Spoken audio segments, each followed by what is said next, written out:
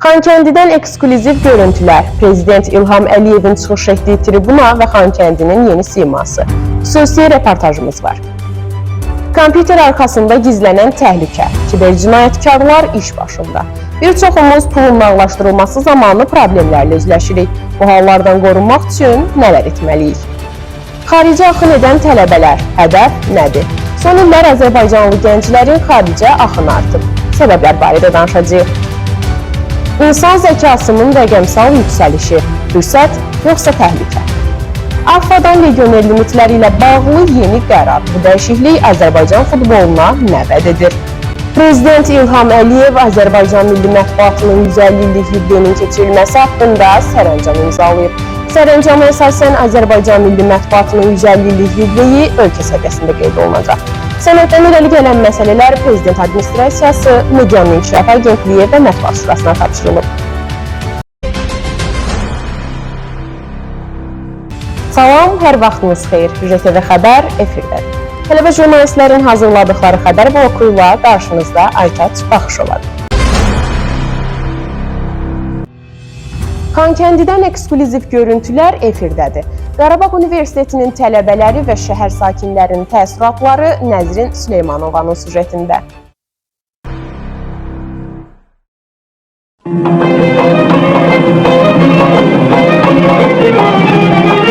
Yolumuz Xankəndiyədir, Xanın kəndinə. Yolla irəlilədikcə düşünürdüm ki, Xankəndi bir zamanlar bizim üçün sadəcə bir xəyal idi.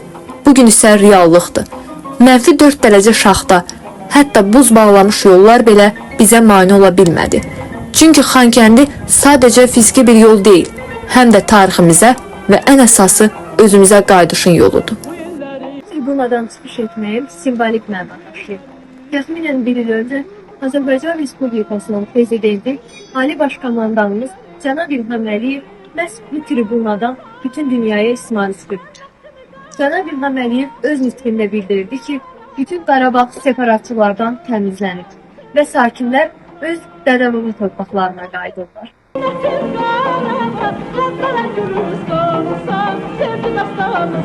Və oktyabrın 15-də Ağdərədə, Əsgəranda, Xocavənddə, Xocalıda və Xankəndidə mən Azərbaycan bayrağını qaldırdım. Bundan böyük xoşbəxtlik ola bilməz. Bəli, biz də bundan böyük xoşbəxtlik tanımırıq. Xankəndi artıq bizimdir. Yalnız xəritədə, tarixdə deyil, həm də gerçək həyatda. Bu torpağın hər daşına, hər küçəsinə doğmalıq qayıdır. Xankəndi artıq öz sahibinin səsini eşidir. Bu bizim səsimizdir. Mən Xankəndidə yaşayıram, təxminən 5-6 aydır. Gözəldir. Ötən ildən etibarən fəaliyyət göstərən Qarabağ Universiteti gənc nəslin bilikli və peşəkar kadr kimi yetişməsinə xidmət göstərir. Bugün universitetdə təhsil alan gənclər təkcə akademik bilik əldə etmirlər, həm də şəhərdə həyatın yenidən qurulmasına canlı şahidlik edirlər. Abbasova Nuray, 6 aydır ki, Xankəndi şəhərində yaşayıram, Qarabağ Universitetində təhsil alıram. Burada təhsil almaq həqiqətən çox qürur verici hissdir.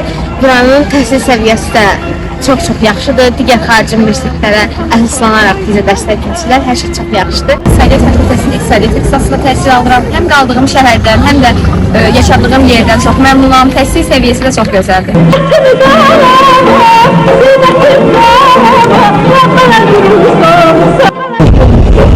Otururdum. Hayır. Orada da olacak. Bizim sözümüz də imzamız qədər keçərlidir. Bugün Xankəndidə yeni otellər inşa olunur. 1967-ci ildə Azərbaycan büdcəsinə tikilən Nənə və Baba abidəsi Qondarma Dağlıq Qarabağın rəsmi simvollarından biri idi. Hətta Qondarma Dağlıq Qarabağın gerbində də bu simvoldan istifadə olunurdu. Lərin məşhur Nənə Baba abidəsi. Bizim dağlar adını da verirlər. İndi isə bizim dağlar.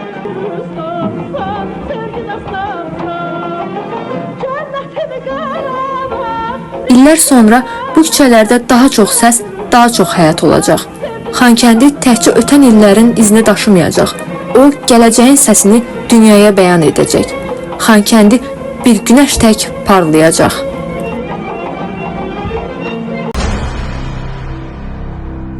İşğaldan azad olunan ərazilərdə aparılan bərpa və yenidən qurma işləri intensivləşib. Bölgənin iqtisadi potensialının milli iqtisadiyyat inteqrasiyası sürətlə inkişaf edir.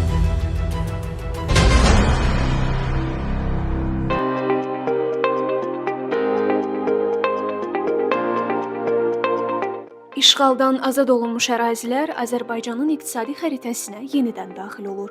Bu torpaqlar təbii sərvətləri, kənd təsərrüfatı üçün əlverişli şəraiti və zəngin turizm potensialı ilə ölkə iqtisadiyyatına ciddi töhfə verməyə hazırdır.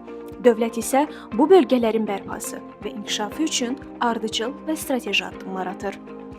İnfrastruktur quruculuğu, sənaye zonalarının yaradılması, kənd təsərrüfatının dirçəldilməsi və turizmin inkişafı əsas prioritetlər sırasındadır.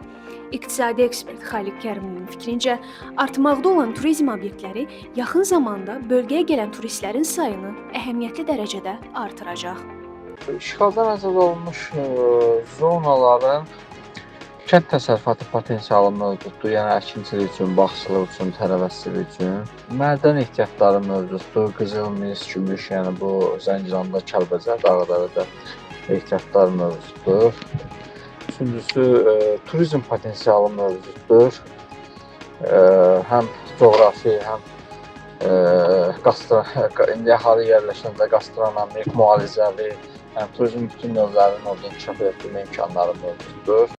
Milli Məclisin deputatı Naqif Həmzəyevin sözlərinə görə qısa müddətdə Qarabağ regionu tamamilə yenilənib və gələcəkdə bu dəyişikliklərin daha da dərinləşəcəyi gözlənilir.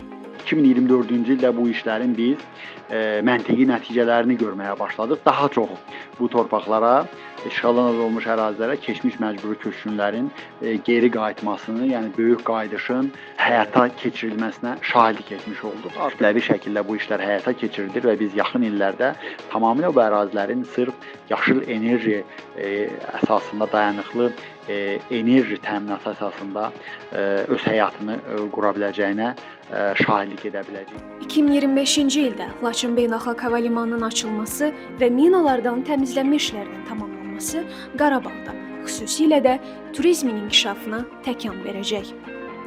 Bugün Qarabağ və Şərqi Zəngəzur yalnız ərazi deyil, iqtisadi potensialı ilə də ölkənin ayrılmaz hissəsinə çevrilir. Dövlətin strateji yanaşması, sahibkarlara verilən dəstək və zəngin təbii resurslar bu bölgələri Azərbaycanın gələcək iqtisadi mərkəzlərinə çevirə bilər. Əsas məqsəd isə uzunmüddətli və dayanıqlı inkişaf modelinin qurulmasıdır. Xarici İşlər Nazirliyinin İctimaiyyətlə Əlaqələr Şöbəsinin müdiri Ayxan Hacızadə Bakı Dövlət Universitetinin qonağı olub. Keçirilən tədbirdə Jurnalistika Fakültəsinin tələbələri Ayxan Hacızadəyə suallar ünvanlayıb. Gənc jurnalistlər isə maraqlarına uyğun cavablar alıb. İzləyək. Diplomatiyanın ən böyük çətinliyi bəzən açıq danışmamaqdır, jurnalistikası şəffaflığı tələb edir. Və sizcə bu iki peşə arasında qarşılıqlı hörmətin yerini tutan bir dolu xətt varmı? Yoxsa dediklərini qurbanıdır? Çox yaxşı sualdır. Sizcə hər bir jurnalist çalışır ki, məlumatı olduğu kimi bütün reallıqları ilə çalışır. Və bu düşünərək hər bir jurnalistin peşə borcudur və buna şərait yaratılması lazımdır. Xarici İşlər Nazirliyinin İctimaiyyətlə Əlaqələr Şöbəsinin müdiri Ayxan Hacızadə bu dəfə tələbə jurnalistlərin suallarını cavablandırıb. Onun fikirləri tələbələr üçün informasiya siyasətinin incəliklərini daha dərindən anlamağa imkan yaratdı. Müasir alətlər mövcuddur. Sırf xarici mediada Azərbaycan barədə məlumatlar təhlil edilir vaxtı nə boşluqlar var. Biz bu alətlərdən istifadə edirik. Yerli vəziyyətin təhlil edilməsi, ümumiyyətlə ölkənin maraqlarına təsir edəcək məsələlərdə təhlil aparılması və mərkəzi göndərilməsi işinə yarayır. Ayxan Hacızadə tələbələrə bildirdi ki, süni zəkanın düşündüyümüz qədər mənfi cəhətləri yoxdur. Hətta dövlət strukturlarında çalışan mütəxəssislər belə süni zəkanın imkanlarından səmərəli şəkildə istifadə edirlər. Amma əsas məsələ onun necə və hansı məqsədlə tətbiq olunmasıdır.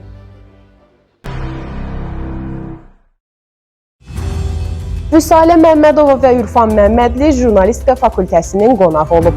Keçirilən tədbirdə əməkdar jurnalist Müşabə Məmmədova da çıxış edib.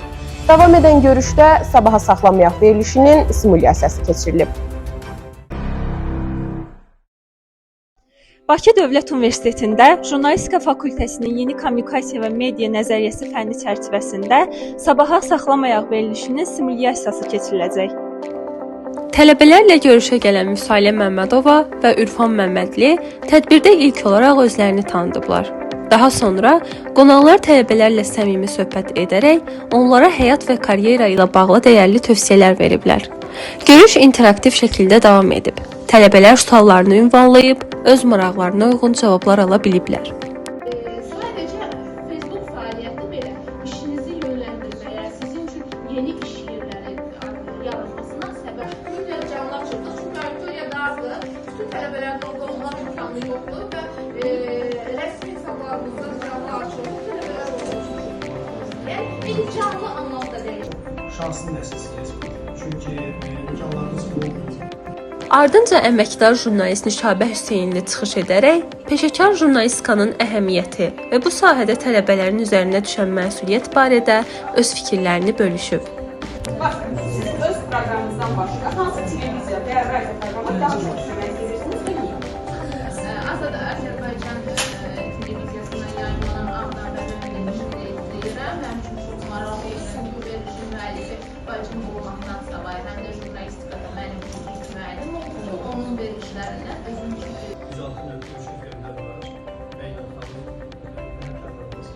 onların verilişini izləmək imkanım olur. Məncə da belə. Siz hal-hazırda bir yerdə veriliş aparırsınız və elə bir hallar olur ki, bir-birinizdən izləyirsiniz, evdə çıxmaq istəmirsiniz.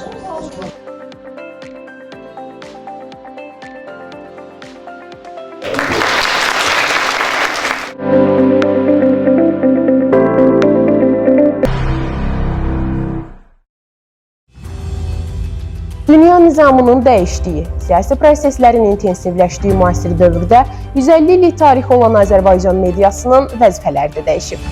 Qabaqcıl texnologiyalar, sosial media platformaları, rəqəmsallaşma, süni intellekt, media savadlılığı, dezinformasiya və saxta xəbərlərlə mübarizə əsas prinsiplərdir. Suyun önünü kəsən o bənd sonunda dayana bilməyib, yıxılacaq. Konstitusiya ilə təsbit olunmuş söz azadlığını, mətbuat azadlığını tamamilə təmin etdik. Mətbuata geniş imkanlar yaratdıq və mətbuat Azərbaycanda həqiqətən çox sərbəstdir, çox azaddır və bu da deməkdir ki, söz azaddır. Mətbuat bizim keçmişimizin aynası, bugünümüzün səsi və gələcəyimizin yol göstəricisidir. 150 il əvvəl yazılan bir sətir, bir ideya, bir fikir xalqın maarifləndirilməsi üçün yola çıxdı. Bu yol bu gün daha da genişlənib. Çünki söz var olduqca jurnalistikada yaşayacaq və inkişaf edəcək. Jurnallar elə bir ki, zərgabi məktəbinə sökəldiler. Azərbaycan mətbuatında ayrı məktəblər meydana gəldi. Bu məktəbin ən böyük olan sözün jurnalidir. Cəlil Mərəfqızadə məktəbi. Və jurnalistikada İzzət Bərhaqçılardı məktəbi. Bugün Azərbaycan mətbuatı müasir çağırışlarla üz-üzədir.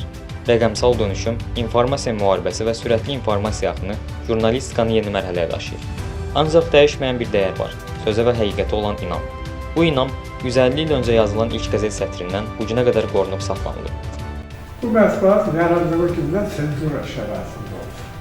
Çar hökuməti vaxtı Əkinçi yarananda hətta onun adını normal bir qəzet adı qoymağı icazə vermədi. Amma Qafqaz canişini Zərqabi ilə yaxınıdır. Ona dedi ki, elə ad var ki, senzura narazı olmasın. Onların hər biri öz sözünü, öz gerçəkliyini bizimlə bölüşdü. Amma bu tarix təkcə onlara deyil, bizim hamımıza aiddir. Mətbuat tarixində bugün 150 illik bir yaddaşın növbəti səhifəsidir. Onu yazmaq, yaşatmaq və gələcək nəsillərə ötürmək isə bizim məsuliyyətimizdir. Növbəti sujetimiz isə turizmlə bağlıdır. Havalar isindikcə dincəlmək üçün bölgələrə üst tutanların sayı artır. Turizm sektorunun mövcud vəziyyət və inkişafını Aysu Orucov araşdırıb. İzləyək.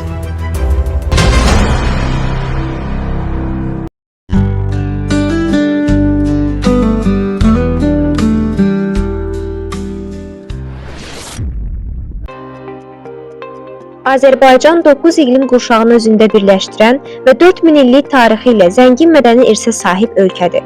Avropa ilə Asiyanın kəsişməsində yerləşən bu coğrafi mövqe ölkəyə strateji və mədəni üstünlüklər qazandırır. Ölkənin paytaxtı Bakı şəhəri Xəzər dənizi sahilində yerləşir. Bakı həm də müasir memarlığın nümunələri ilə tanınır. Heydər Əliyev mərkəzi dünyanın ən mürəkkəb memarlıq konstruksiyalarından biri hesab olunur və bir sıra beynəlxalq mükafatlara layiq görülüb. Azərbaycan çox qonaqpərvər bir ölkədir. Burada çoxlu tarixi abidələr var. Mətbəxi çox zəngindir. Eyni zamanda mədəniyyəti də çox geniş və rəngarəngdir. Qədim abidələri və tarixi yerlər görmək çox maraqlıdır. Hindistandan gəlmişik və buradakı insanları çox sevirik. Nizami küçəsi həmişə canlı və hərəkətli olur. Hava burada çox xoşdur. Yeməkləriniz çox dadlıdır və bizim üçün ən maraqlı təcrübələrdən biri də burada yaşadığımız unudulmaz anlar oldu. Bakının tarixi mərkəzi olan İçəri şəhər 12-ci əsrdən bugünə qədər qorunan və UNESCO-nun dünya irs siyahısında yer alan nadir yaşayış məkanlarındandır. Zəngin mətbəxi, unikal təbiəti və səmimi insanları ilə bu ölkə həm mədəni, həm də iqtisadi cəhətdən dayanmadan irəliləyir. Son illər Azərbaycana gələn turistlərin sayında artım müşahidə olunur. Təbii ki, buna təsir edən mühüm amillər var. Ən başlıcası deyərdim ki, Azərbaycanda ictimai asayişin yüksək səviyyədə qorunub saxlanması əsas verir ki, Azərbaycana turist axını davamlı və dayanıqlı olsun. Qarabağ bölgəsində aparılan geniş miqyaslı yenidən qurma işləri, yeni kurort və turizm obyektlərinin istifadəyə verilməsi, eləcə də beynəlxalq səviyyəli tədbirlərin təşkili Azərbaycanı dünyanın aparıcı turizm mərkəzlərindən birinə çevirməkdədir. Mütəxəssislərin fikrincə, zəngin təbii resurslar, mədəni irs və qonaqpərvər mühit ölkənin turizm potensialını daha da artırır. Azərbaycanda özünə məxsus satış üsulları olan özbək bazarı geniş yayılıb. Orada geyim və digər məhsullar kilo ilə satılır. Pərakəndə satışın üstünlükləri və alıcıların buna yanaşması növbəti süjetimizdə.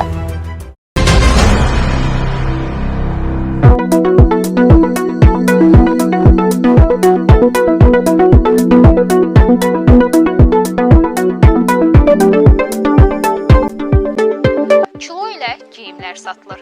Bəli, Bakıda və bölgələrdə bu cür mağazalar fəaliyyət göstərir. Biz də həmin mağazaların birindəyik. Bu geyimlərin hamısı Özbəkistandan gəlir. Və burada da bu geyimlərimiz demək olar ki, hamısı sırf 100% pambıq. Satış bəsə necə həyata keçirilir? Bizdə satış, toptan satış, bir də ki, pərakəndə şəkildə. Geyimlərin keyfiyyətindən və qiymətlərdən razısınız? Bəli, yetəri qədər razıyam. Çox keyfiyyətli mallar var həddindən artıq. Bəs aldığınız geyimləri satış üçün alırsınız, yoxsa özünüz istifadə üçün? Daha çox özüm istifadə etmək üçün alıram.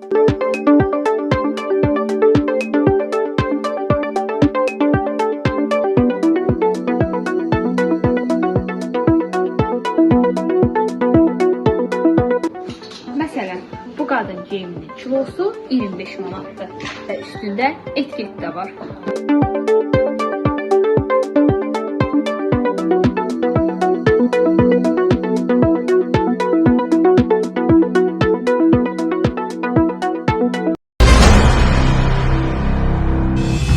İstirahət üçün bölgələrə üz tutanların bir problemi də allergiyadır. Mütəxəssislər xəbərdarlıq edir. Yaz ayları ilə birlikdə allergik xəstəliklər də aktivləşir. Xüsusən polen, toz və bəzi qida məhsulları insanda burun axma, dəri səpkiləri, hətta nəfəs darlığına da səbəb olur.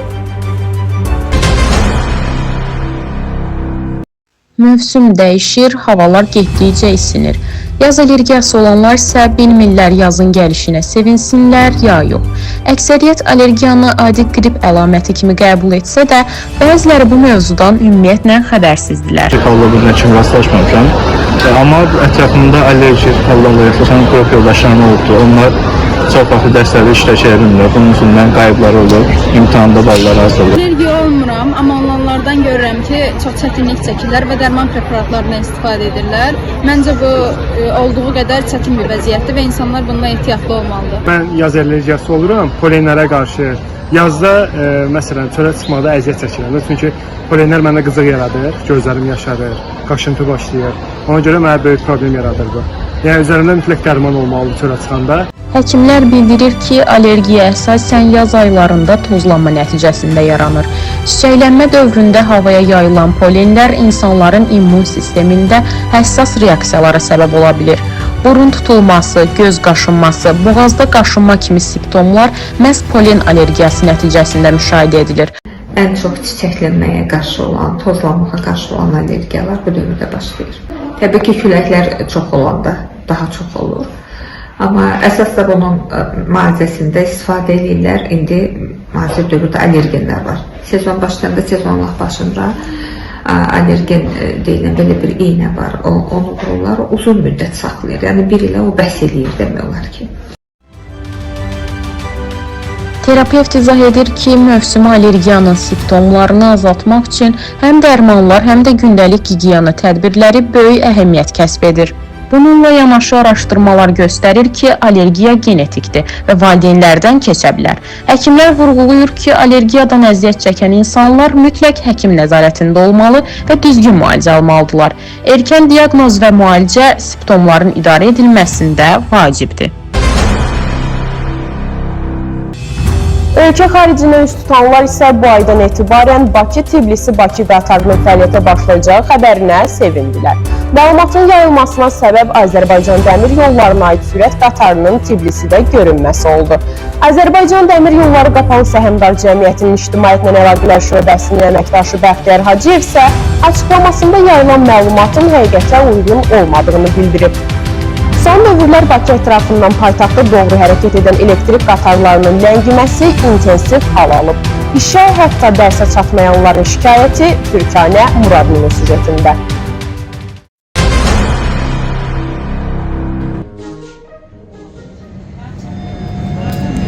Ölkəmizdə sürət qatarlarının tətbiqi nəqliyyat sistemində mühüm addımlardan biridir. Lakin qatarların gözlənilən sürətdə hərəkət etməməsi sərnişinlər üçün problem yaradır. Digər problem isə sıxlıqdır. Günün pik saatlarında sıxlıq artır, bu da sərnişinlərin rahat hərəkət etməsi üçün mane olur. Demək olar ki, hər gün sürət qatarından istifadə edirəm və insanlar sıxlığı narahat edir məni. Sürət qatarlarından istifadə edə bilmirəm bəzi hallarda, çünki çox sıxlıq olur. Mən universitetə gedərkən ən tezi 6:20 qatarı ilə gedirəm, amma buna baxmayaraq sıxlıq çox olur. Sürət qatarları saatda 90 km-ə qədər, sürətli qatarlar isə saatda 90 km-dən yuxarı sürətlə hərəkət edən qatarlardır. Abşeron dairəvi dəmiryol marşrutu üzrə sürət qatarları, rayonlar arası istiqamətlərdə isə sürətli qatarlar xidmət göstərir. Azərbaycan Dəmir Yolları Qapalı Səhmdar Cəmiyyətinin İctimaiyyətlə Əlaqələr Şöbəsinin müdiri Bəxtiyar Hacıyevin sözlərinə görə qatarların sürəti MDB standartlarına görə tənzimlənir. Abşeron dairəvi marşrutu xətt üzrə qatarların keçdiyi ərazilər böyük hissəsində əhalinin sıx məskunlaşdığı yaşayış məntəqələridir. Və buna görə burada təhlükəsizlik məsələsi də var və məlum olduğu kimi Abşeron dairəvi xətt üzrə qatarların keçdiyi ərazilərdə dəmir yol keçidləri çox. Rayonlar arası marşrutlarda oturacaq sayına uyğun olaraq sərnişin qəbul edilir. Abşeron dairəvi marşrutu üzrə hərəkət edən qatarlarda isə sərnişinlərin ayaq üstə hərəkət etməsinə imkan yaradılıb. Buna görə də günün pik saatlarında səhər 6-8 və axşam 5-7 radələrində sıxlıq artır. Müsahibimizin sözlərinə görə qrafikin sıxlaşdırılması üzrə çalışmalar davam edir. Qatarların hazırki hərəkət qrafiki mövcud qatar parkına uyğun müəyyənləşir. Yəni qatar sayına uyğun. Gələcəkdə qatarın sayı artırılarsa, təbii olaraq qatarların daha sıx hərəkət etməsi məsələsinə, intervalının azaldılması məsələsinə baxıla bilər, bu təbiidir.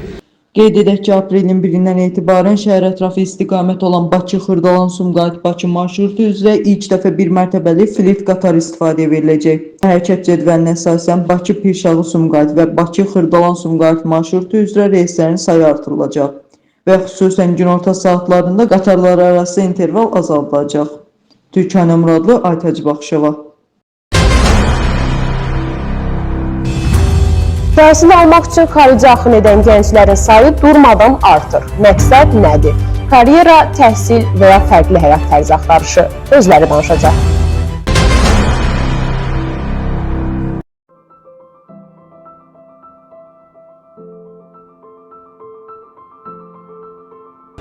Son illərdə Azərbaycanlı gənclərin xaricə köçü artıb.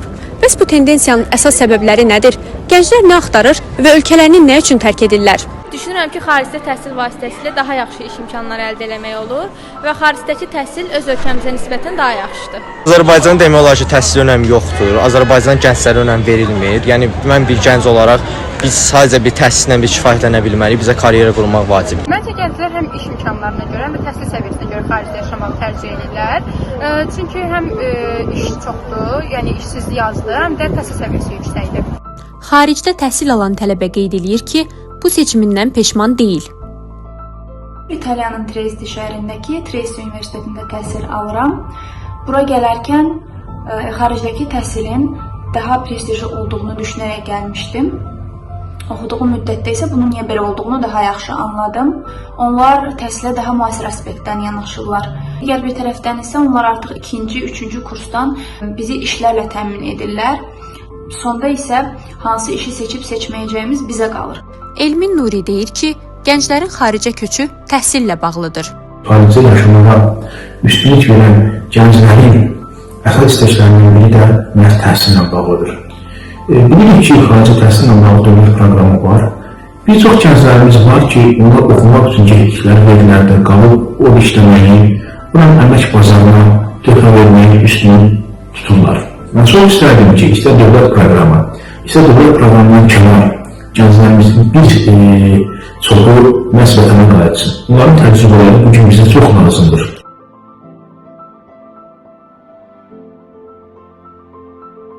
Gənclərin xarici axını davam edir. Bəziləri yeni imkanlar axtarır, bəziləri isə ölkəyə qayıdıb burada töhfə vermək istəyir. Tələbə olmaq bəzən büdcəni hesablayaraq yaşamaq deməkdir. Tələbə plus kartlarının işi asanlaşdıracağı deyilir. Endirimlər, imkanlar və rəylər barədə Ayla Aslanzadə danışacaq. Bugün Bakı Dövlət Universitetində artıq yeni tələbə biletləri istifadəyə verilib. Yeni tələbə biletlərinin üstünlükləri barədə Bakı Dövlət Universitetinin tələbələrinin fikirlərini öyrənəcəyik. Mənim fikrimcə vahid tələbə kartının olmasının bir çox üstün cəhətləri var. Lakin hələ biz bu üstün cəhətləri görə bilməmişik. Ümid edirik, yəni gələcəkdə tələbələr üçün yeni endirimlər, kampaniyalar görərik. Tələbə biletlərinin heç bir mənfi və yaxud müsbət cəhətləri yoxdur, çünki köhnə tələbə biletlərindən fərqlənir. Tələbə plus kartının müəyyən üstünlükləri var ki, bizə bir klinikada check-up müayinə imkanı yaradır. Hansı klinika olduğunu xatırlamadım və bəzi restoranlarda və yer mağazalarında müəyyən endirimlər var. Tələbə plus kartının üstünlükləri artırılsa daha yaxşı olar, çünki tələbələr üçün bu olduqca vacib. Düşünürəm ki, tələbə biletlərinin mənfi cəhəti odur ki, kafe, shoplarda endirim olmaq əvəzinə nəqliyyatda endirim ola bilər. Demək olar ki, bütün ölkələrdəki tələbə kartlarının, daha doğrusu vahid tələbə kartlarının mahiyyəti, məzmunu və hədəfi eynidir. Yeni tələbə kartlarının əsas üstünlüklərindən biri nəqliyyatda, kitabxanalarda və ictimai əyyaşi müəssisələrində endirimlər təqdim etməsidir. Bundan əlavə, tələbələr bu kart vasitəsilə onlayn tədris platformalarına güzəştli şəkildə abunə ola və müxtəlif tədbirlərdə iştirak üçün xüsusi imtiyazlar əldə edə bilərlər. Davam edirik. Heç bir halda bankınız sizin məxfi məlumatlarınızı e-poçt, telefon, SMS vasitəsilə tələb etmir. Kartınıza müdaxilə var demir. Soruşmur, sorğu aparır.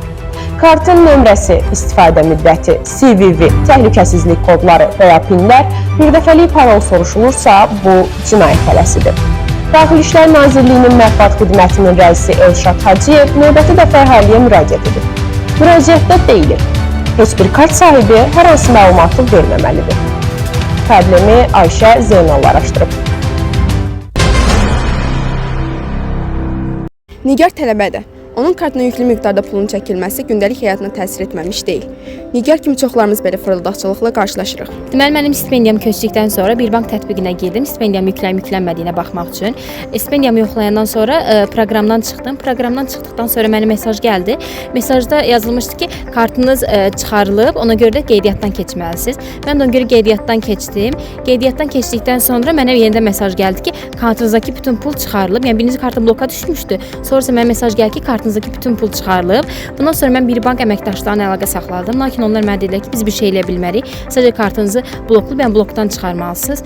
Bütün stipendiyamda getdi, indi nə edəcəyimi bilmirəm. Əslində belə hallar kibercinayətkarlıq hesab olunur. Vətəndaşın bilərəkdən və ya bilməyərəkdən öz kart məlumatlarını kiməsə verməsi nəticəsində pulları oğurlanarsa, bank heç bir məsuliyyət daşımır. Yox, əgər kartınızdan silinmiş vəsaitlər bankın təhlükəsizlik tədbirlərinin zəifliyi nəticəsindədirsə, belə halda bank özü məsuliyyət daşıyır. Mən rastlaşmamışam, o yaxınlarım rastlaşıb da bir neçə dəfə. Məsələn, link vasitəsindən onlara məsələn pul qazanacaqlar deyə necə deyə məlumatlar gəlir və onlar o linkə daxil olduqları zaman bank kartlarına daxil olurlar və oradan necə deyim küllü miqdarda oğurluq edirlər. Ətrafımda olan insanlarda qarşılaşmışam bəli və bir dəfə öz başıma da gəlib. Xeyr, lakin tanışlarımda və qohumlarımda link vasitəsindən çıxarmağa çalışıblar, amma alınmayıb. PIN kodları ümumiyyətlə kartın üzərində arxasında qeyd etmək olmaz.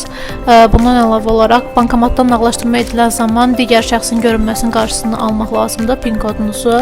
Kartı əmin olmadığınız, güvənmədiyiniz heç bir onlayn saytlarda qeydiyyatdan keçirmək, yaddaşda saxlamaq və digər şəxslərə ötürmək düzgün deyil. Uzun sözün qısası, vətəndaş da öz məsuliyyətini bilməli, şəxsi məlumatlarını qorumalıdır.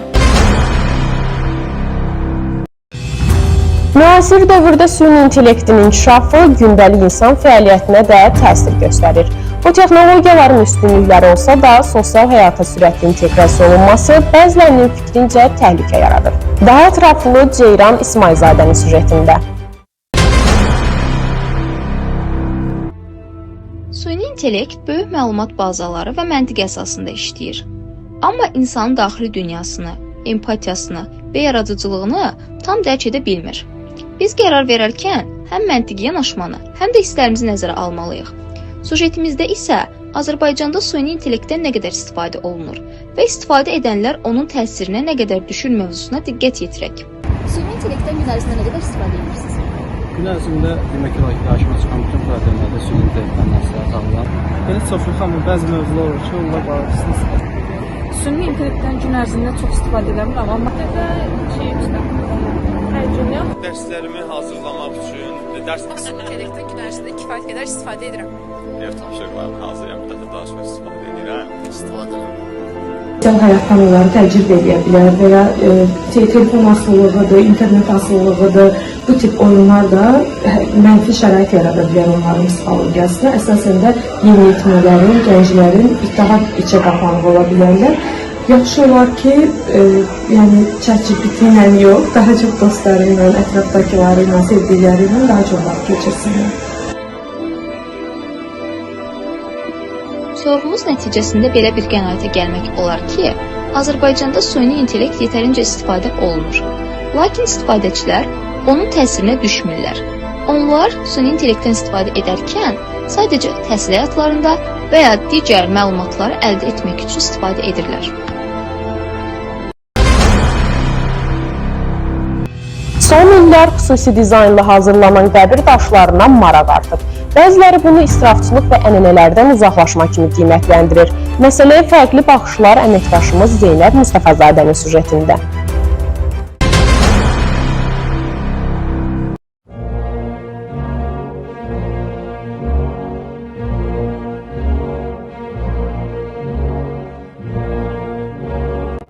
Xüsusi dizayn və materiallarla hazırlanan qəbirlər. Qəbirstanlıqda tez-tez belə məzar daşlarına rast gəlirik. Bu tip məzar daşları cəmiyyətin sosial təbəqələşməsinə, bəzən də dəbdəbə yarışına çevrilir.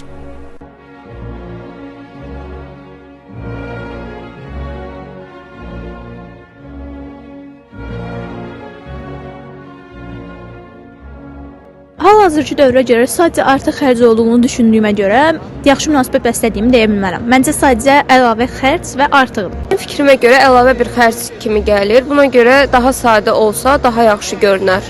Bu məsələ ilə bağlı fikirlər müxtəlifdir, amma tam dərinliyi ilə baxsaq, bu qəbirüstə abidələr, xüsusən də heykəllər, ictimai-siyasi xadimlər daha çox şamil olunur dövlət tərəfindən.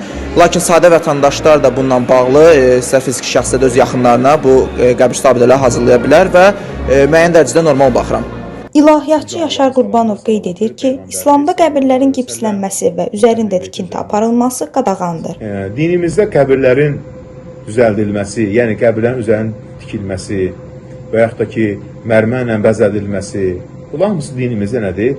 Doğru deyil, qadağandır. Peyğəmbərimiz s.ə.v-in vaxtında belə sadə olmalıdır, öz formasında olmalıdır və Peyğəmbərimiz sallallahu əleyhi və səlləm buyurub ki, qəbirləri beləçinə, yəni hündür tikmək düzgün deyil. Ona görə ki, əsası qalmalıdır qəbrin. Xüsusi dizayn və materiallarla hazırlanan qəbirlər dini prinsiplərə ziddiyyət təşkil edə bilər və bu, qəbrin əsas məqsədini, insanın faniliyini xatırlatmaq funksiyasını kölgədə qoya bilər. Premyer Liqada legioner limiti rəsmi şəkildə ləğv olunub. Mütəxəssislər verilən qərarın yerli futbolçulara mənfi təsir edəcəyini düşünür. Amma bu addımın ölkə futbolu üçün faydalı olacağına inananlar da var. Qərarın detalları, ictimai reaksiyalarla bağlı ətraflı süjetimiz Nicat Rüstəmovun təqdimatında. Misri Premyer Liqasında legioner limiti ləğv olunub. Bu barədə AFFA'nın İcraiyyə Komitəsinin iclasında qərar qəbul edilib. 2025-2026 mövsümündən bu qərar tətbiq olunmağa başlayacaq. Oyunun iştirak ərizəsində maksimum 17 nəfər əcnəbi futbolçu olacaq və bu 17 əcnəbi futbolçudan 11-i hüquqi status olaraq oyunda iştirak etmək icazəsi alacaq. Mənim fikrimdə Azərbaycanda legioner limitin ləğv olunması Azərbaycan futboluna böyük təsiri var. Əsasən də gənclər arasında futbola böyük maraq yaranmasına səbəb olur. Bundan sonra da Avroliqada komanda arasında rəqabəti gücləndirir və artıq həmin rəqabətdə daha güclü komandalar olur. Azərbaycanda legioner limitinin ləğvi müsbət cəhətləri ondan ibarətdir ki, Neftçi və Qarabağ kimi klubların arasında rəqabəti gücləndirir və bizi Avropa səviyyəli bir komanda halına gətirir. Mənfi cəhətləri ondan ibarətdir ki, yerli futbolçularımız ona çıxa bilmir. Bildiyiniz kimi bu yaxında Azərbaycan futbolunda legioner limiti ilə bağlı çox vacib bir qərar qəbul olundu. Bu AFFA İcra Komitəsinin son iclasında reallaşdı və məlum oldu ki, növbəti mövsümdən legioner limiti ləğv olunur. Halbuki burada bir məqam var, mən əsas ona diqqət etdirmək istəyirəm ki, əslində növbəti mövsüm üçün həmin qurum başqa bir qərar qəbul etmişdi. Yəni legioner limiti 8+3 olmalı idi. Mənə görə bu proses mərhələli olmalı. Yəni əgər bu qərar verilibsə, gözləyib növbəti mövsümdə həmin belə deyək də limiti tətbiq edib və o da istənilən effekt verməyəcəyi halda legioner limitinin ləğvini reallaşdırmaq olardı. Əsasən legioner futbolçular üçün rüsum təmin olunacaq. Bir legionerdən 7 legionerə qədər 5000 manat, 8-dən 12-yə qədər 10000 manat, 13-dən 15-ə qədər 100000 manat, 15 və daha yuxarısı isə 200000 manat. Öz ölkəsinin milli komandasının üzvü olub olmamasına baxmayaraq bu rüsum legioner futbolçular üçün tətbiq ediləcək.